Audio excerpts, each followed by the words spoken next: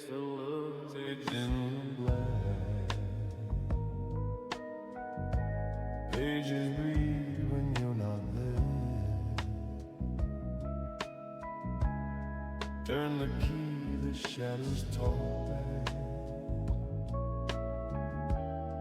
Midnight rings you if you're dead.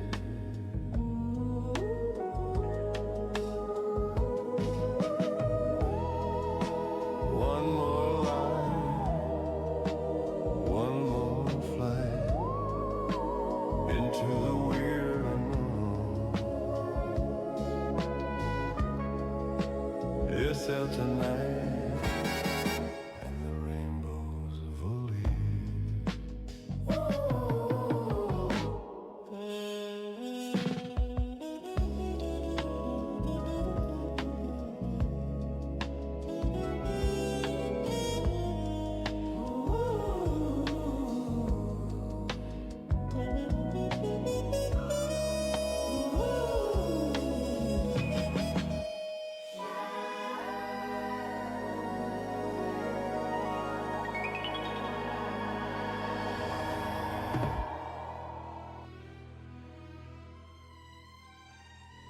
Good evening, and welcome to the Shadows. You're seated in a quiet study, far from the clamor of the world. The fire crackles low. A single lamp casts its golden pool across an open book.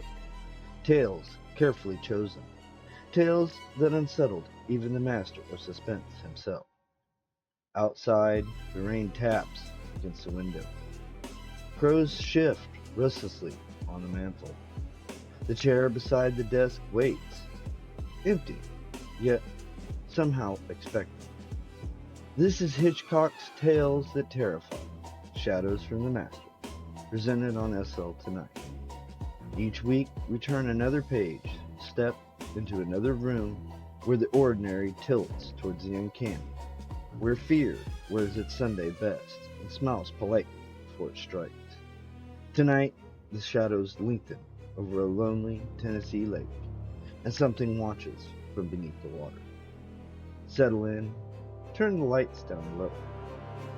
The story is about to begin.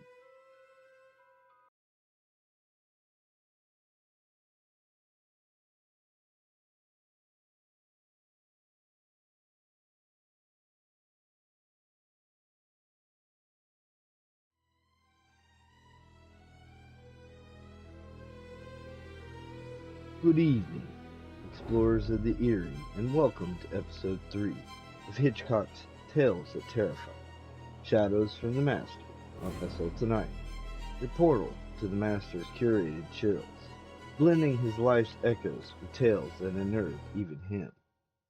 Building on optical deceptions, we delve into A Death in the Family by Miriam Allen deFord, a 1961 gem from Alfred Hitchcock presents Stories That Scared Even Me. Here, Jared Sloan, a 58-year-old bachelor and mortician, finds solace in unclaimed bodies from his work, transforming his cellar into a family parlor where he dresses, dines with, and converses with these preserved companions. His macabre routine shatters when a fugitive named Ennis bursts in, demanding aid, sparking a confrontation that exposes Sloan's obsessions and a chilling twist. This story's blend of loneliness and horror mirrors Hitchcock's evolving craft of psychological depth. Hitchcock's career took flight in the 1920s. After title card work, he directed his first film, the unfinished Number 13, 1922, followed by The Pleasure Garden, 1925, in Germany, where expressionist influences sharpened his visual suspense. His breakthrough came with The Lodger, 1927, a silent thriller about a suspected killer, drawing from his isolation fears. Married to Alma since 1926, he navigated the shift to sound films, innovating in Blackmail, 1929, Britain's first talkie. These years of creative isolation make this story's themes resonate. Brace for the unsettling. Let's begin.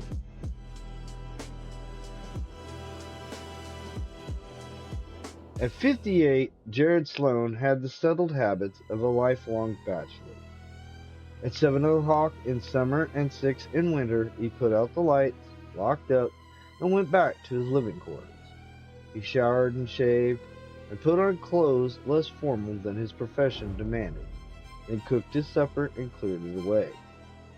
Then he laid the phone extension on the bedroom floor where he would be sure to hear it if it rang, unlocked the tight-fitting door leading from the kitchen, and went downstairs for the evening with his family.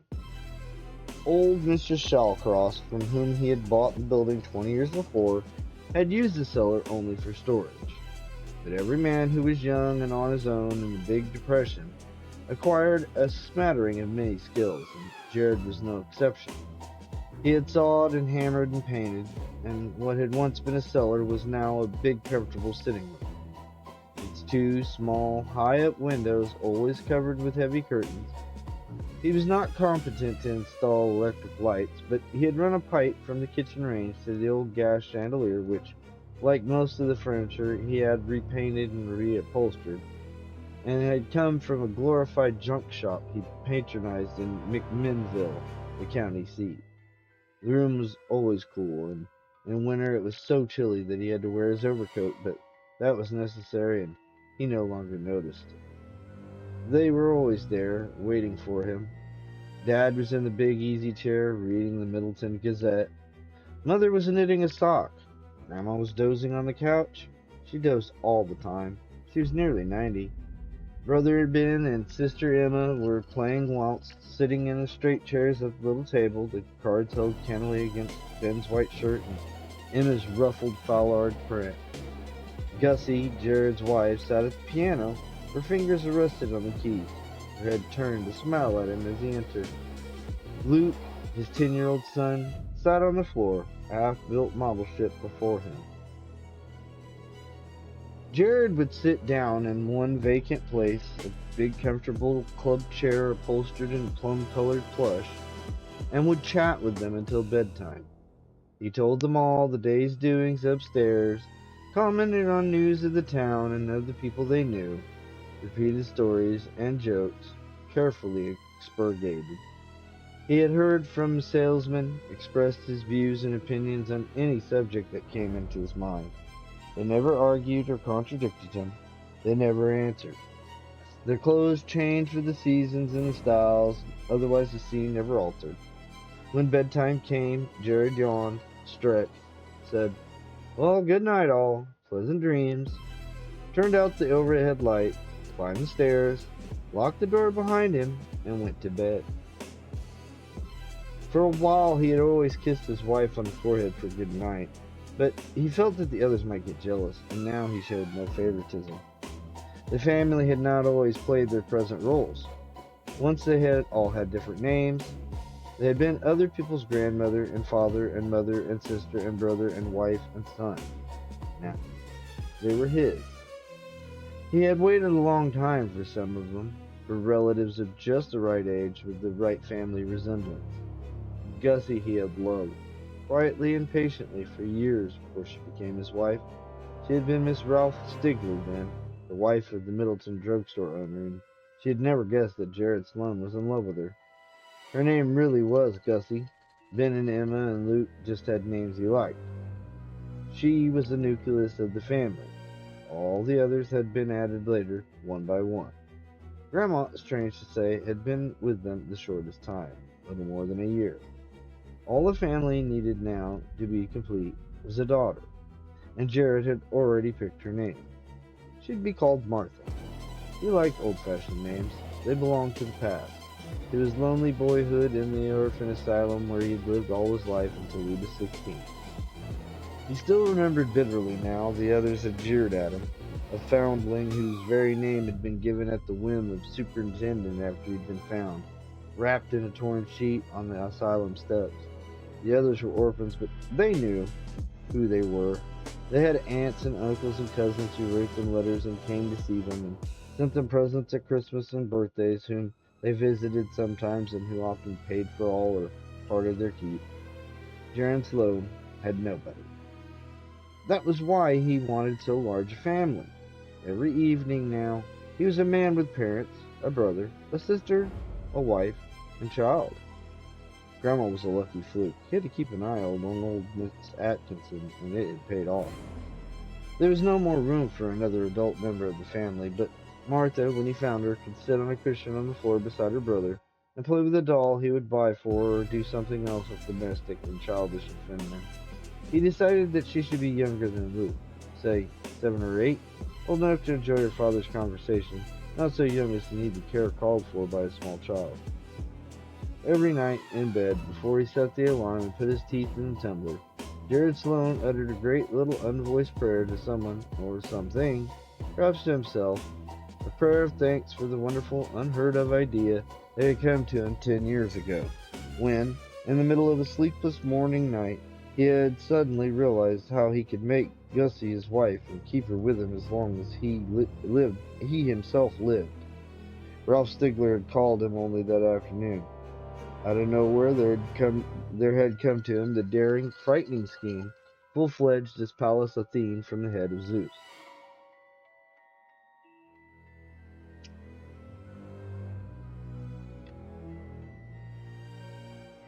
He had gambled on discovery, ruin, imprisonment, disgrace, against the fulfillment of his dearest and most secret dream, to have a family of his own. And he had won. After Gussie, the rest had been easy. He could not foresee, but he could choose. He blessed Miss Middleton for being a small town where there was need for only one man of his profession, and he could get all the business there was. He hesitated when he first came here, fresh from college, fearing there would not be a livelihood for him in the town and the farms around it. But he was frugal, he loved quiet, and he dreaded the scramble and competition of a big city firm. Here he would be his own from the beginning. When he had learned through a notion in a trade paper that old Mr. Shawcross wanted to sell his establishment and goodwill and retire, Jared had answered him.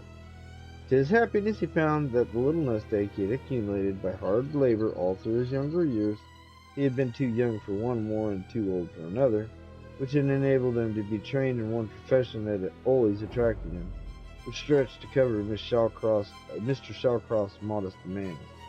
Within a week, the business had changed hands. Now he had been long settled as the feature of Middleton, and he had never been a mixer or made any close friends. He was well known, respected, and beyond all above suspicion. Everything was always done just as the mourners wished. The funeral was held from the home of the deceased or from his own beautifully redecorated chapel, as they preferred. That had been his chief terror about Gussie, that everything went his way. Ralph immediately asked for the chapel. He remembered with chagrin how, later on, he had lost a splendid former candidate for Brother Ben, because Charles Holden's mother insisted on having the services at the farmhouse. The deceased, a work of art by a fireman and embalmer worthy of any big city funeral parlor, lay dressed at his best in the casket, surrounded by flowers and wreaths and satins. When the minister had finished, Miss Hattie Blackstock played the organ softly. Then, at Jared Sloane's signal, the company passed in a single file up for the last look. Immediate relatives came last. Then they all filed out to enter the waiting cars for the trip to the cemetery. No one who was to be cremated instead of buried could ever become a member of Jared's family, of course. Then came the crucial moment. Most vividly, Jared remembered that first time when it was Gussie, when everything depended on timing and resolution and luck. The pallbearers waited for him to close the casket so that they could carry it out to the hearse. In a city funeral, the assistants would have taken the flowers out, but Jared had no assistant. In that small town where he knew everybody and everybody knew him, it was natural to say, "Look, fellas, I don't want to hold things up too hard. It's hard enough on her folks as it is. I've taken the cards off of all the floral offerings. Would you mind carrying them to the hearse, all of you, and putting them around the bier? Then by the time you get back, I'll have the casket closed and ready for you." If just one person had said, "I can't get near the roses, they make me sneeze," or "You don't need us all, I'll wait here and rest my bad knee," or "That's not a good idea, Jared. The casket will crush them if we put them in first." If that had happened, then the whole desperate gamble would have been lost. Gussie had never been his wife, the rest of his family never to come to read and knit and play cards and build model ships in the big sitting room. But from Gussie to Grandma, it had worked. The instant the last back was turned, bending under its load of flowers, Jared moved like lightning. Quick, lift the body out of the casket. Quick, lay it on the couch concealed behind the heavy velvet curtains. Quick, bring out the life-size, carefully weighted dummy, prepared and ready, and put it in place. Quick, close the lid and fasten it. It all took between 2 and 3 minutes. When the first pallbearer returned, everything was set. Nobody ever knew what rode out to the cemetery, what was lowered into the ground. He himself drove the hearse, of course. The funeral parlor was safely locked until he returned. Then, with the last sober, sympathetic handshake, he was left alone. Once inside, he did nothing until closing time. Then, with the office and display room and slumber room and chapel deck dark, he went behind the velvet curtain and lifted the new member of his family respectfully and tenderly from the couch and took him or her back to the preparation room. Nobody could have ever claimed that the embalming job already done was not as good as anyone could wish for. But now came the last extra refinements of his art. Special preservative he had perfected, cosmetic changes which increased the resemblances of kindred. The new clothes he had bought in fast trip to McMinnville. The clothing provided by the former family, that was how he always thought of them. He put thriftily away to help stuff the next dummy. If Jared Sloane had given to frivolity, which he was not, he might have found amusement in the thought that, for instance, the former sister Emma's last garments now occupied the coffin of the former dad. Last of all, he arranged the new member in the pose which he had decided on for his or her future in the family gathering in the sitting room. Then he carried his newly acquired relative downstairs. No introductions were necessary. It was to be assumed that the Sloane family knew one another. Jared got to bed late on those 7 red-letter evenings. It was hard to tear himself away from the companionship of his augmented family circle and go to his normal room. As the years went by, he ceased to fret and worry and fear for weeks or months afterward, as he had done at first. After all, he averaged about 50 funerals a year, counting the country around Middleton and occasionally Middleton-born people who had left town but were brought home for burial. In 10 years, that meant some 500 out of all these he had taken the big gamble only 7 times. Someday, of course, he himself would die, and then inevitably the discovery would be made. But by that time, he'd be past caring, and the scandal and excitement in newspaper headlines would be of no concern to him. He was only 58, and he'd never been ill a day in his life. He would count on 20 or 25 years more, the only man in Middleton who had never had to dread a lonely old age. He remembered his terribly lonely childhood and youth, and to be grateful little silent prayer, he added thanks that by his own efforts he had compensated for it. He was so grateful for another thing, too, that the fate that had deprived him of mother love as a helpless infant had seemed to paralyze his emotional nature. Never in his life had he felt or understood what seemed to him the disgusting sexual impulses of other men. Even his long love of Gussie Stigler had been made up, as it was now that she was Gussie Sloane, wholly of tenderness and protectiveness and dependency. Once in a book on psychology, he had read about a horrible perversion called necrophilia and had shuddered. He tried, with an attempt at understanding, to imagine himself taking Gussie, his lovely precious Gussie, whom he dressed in silk and pearls, for whom he had bought the piano that former Gussie had played so well, away from her piano and into his narrow bed, kissing her, embracing her. He felt sick. For days thereafter, it embarrassed him to even look at her. He blushed at the thought she might have guessed what foul fancies he had permitted to enter his mind. He loved his family because they were his family, because they were his and no one else's, because with them he could expand be himself, and know that they would always belong to him. He was doing their former selves and their former dear ones no injury. He loved Dad and Mother and Grandma filially. He loved Sister Emma and Brother Ben as an older brother should. He adored Gussie and little Luke. All he needed now was for perfect happiness was a sweet little daughter. It wasn't good for a boy like Luke to be the only child. Naturally, he couldn't look around and pick and choose or even speculate. God heavens, only a ghoul would do that. He must wait. lives with all the others until just the right opportunity came. A 7 or 8-year-old girl with dark hair, both he and Gussie were dark, a pretty little girl because her mother was pretty, provided for him by good fortune and the kindness of heaven, as all the rest of the family had been. There was no hurry. Luke would always stay 10, just as Grandma would always be 89. Jared would have shrunk from feeling interest or curiosity if he had been told of the illness of somebody's little daughter. He could wait, but his heart gave a little excited jump every time he got a call from a household where there were children, until he learned, as he always did, that it was a grandfather or Uncle William or old cousin Sarah, in whose behalf his services were required. Twice he handled the funerals of little girls, but one was a scrawny, homely, blonde brat, and the other had been killed in an auto accident and was dreadfully mangled. In the early hours of March 31st, Jared Sloan was awakened from a sound sleep by a loud knock at the front door. That happened sometimes. People came instead of phoning, like a doctor. He was inured to night calls, and he shrugged drowsily into bathrobe and slippers. As he switched on the lights in the front, he heard a car driving away when he opened the door. The street, the main business street of Middleton, was part of a state highway, was dark and deserted. Then his eyes fell to a little bundle, wrapped in a blanket, lying on the porch at his feet. He stooped and picked it up, knowing at once what it must be. Inside, he drew the blanket away from the little corpse.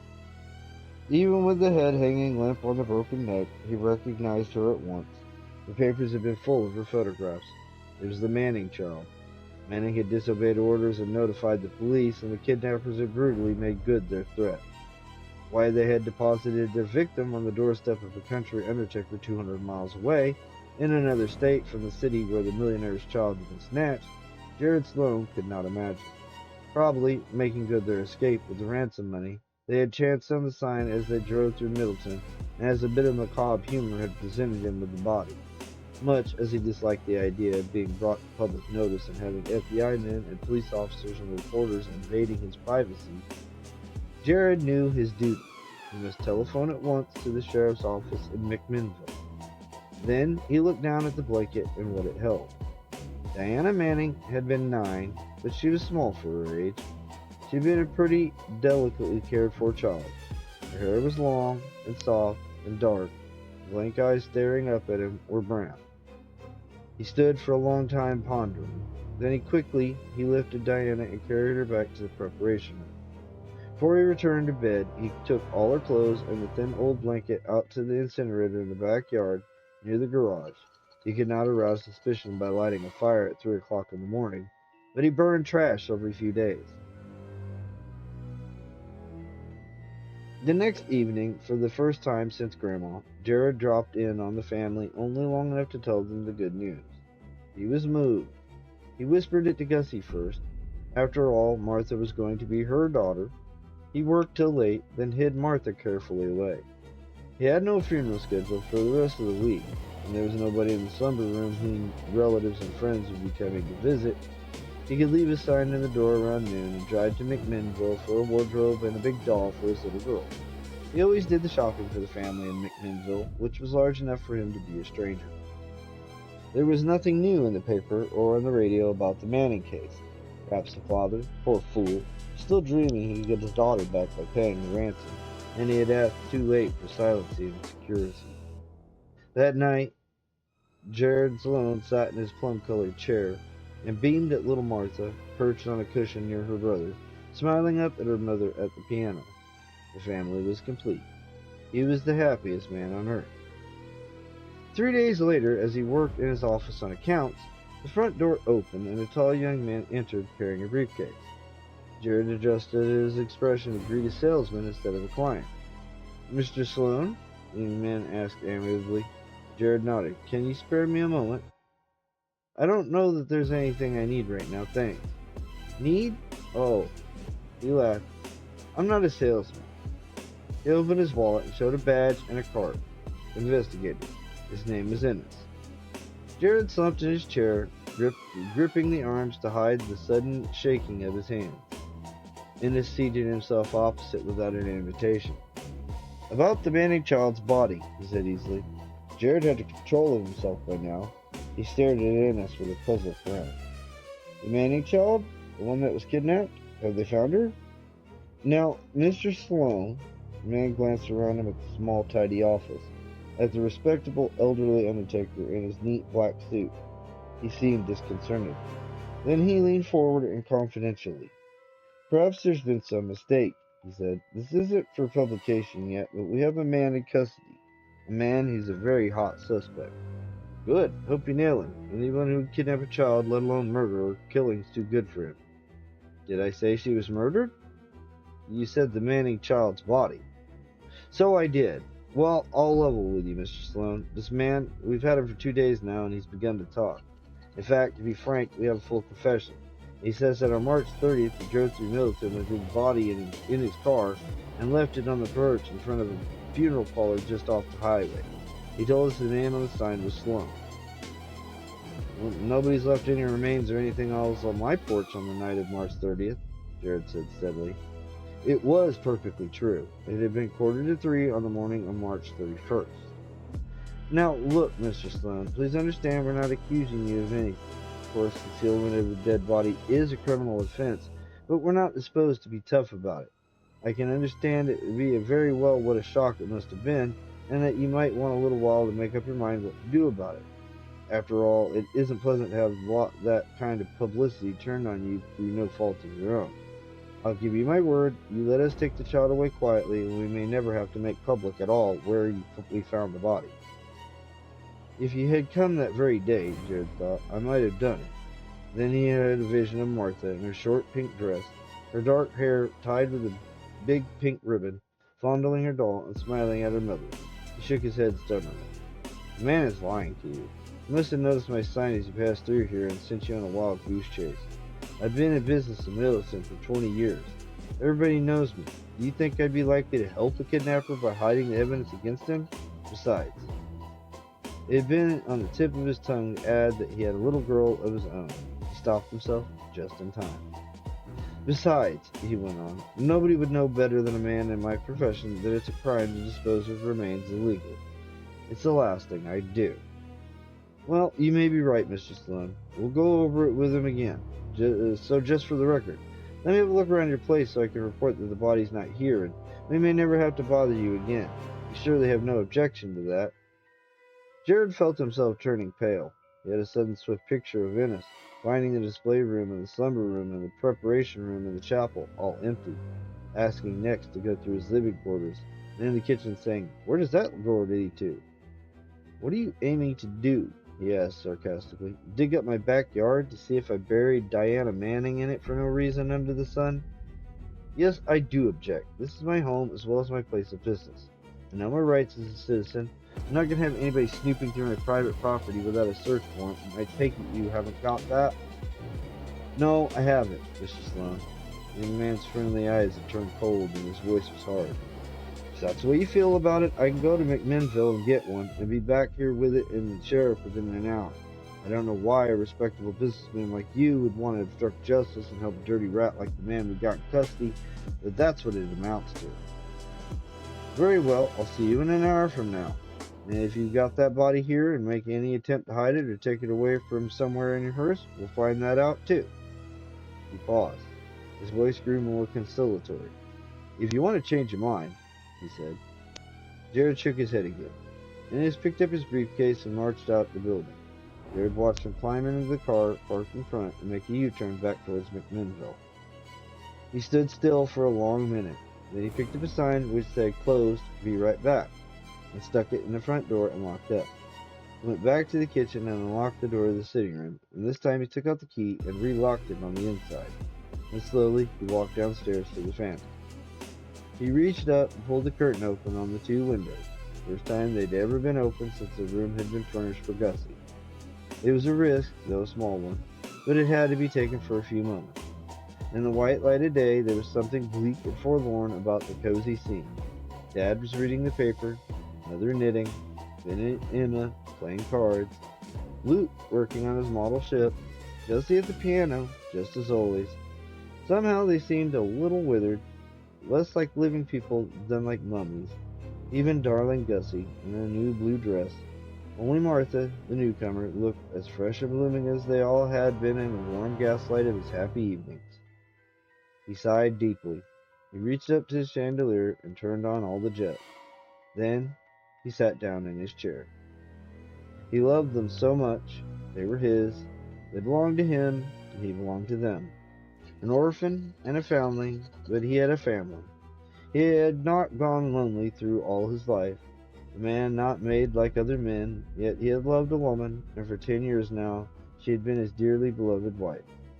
On an impulse, still half engrossed by the eyes of the others on him, he went to the piano bench, put his arms around Gussie, and for the first time kissed her on the lips. Her mouth was cold and dry, but he'd never known it warm and moist. Then he went back to sit in his chair. After a while, he began to smell the gas. It was natural gas, but they put something in it to warn people if it was turned on by accident. When waves of giddiness began to flow over him, he knew the room was full. He must not delay until he was too sick and dizzy. He reached into his coat pocket, took out a kitchen match, and struck it on the sole of his shoe.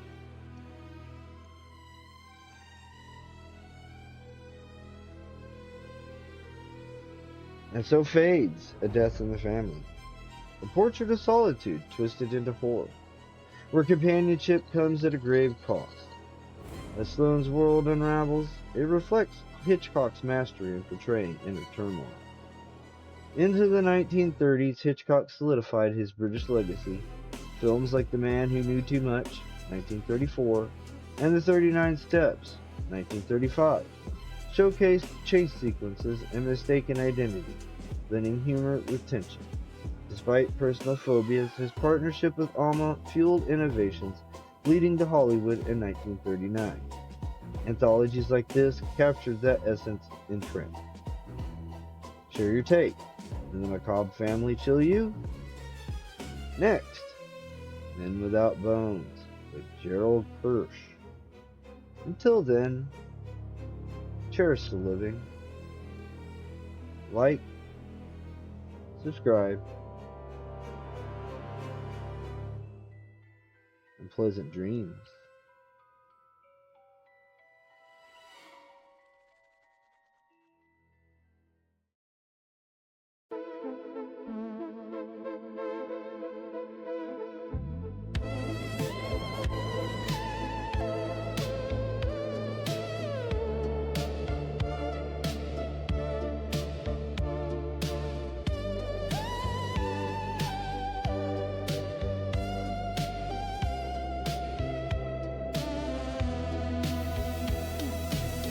Rockets resting in green afternoon light.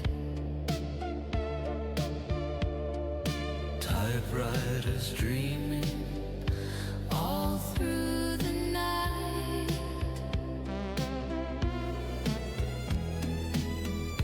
A smiling sun hangs on a cardboard sky,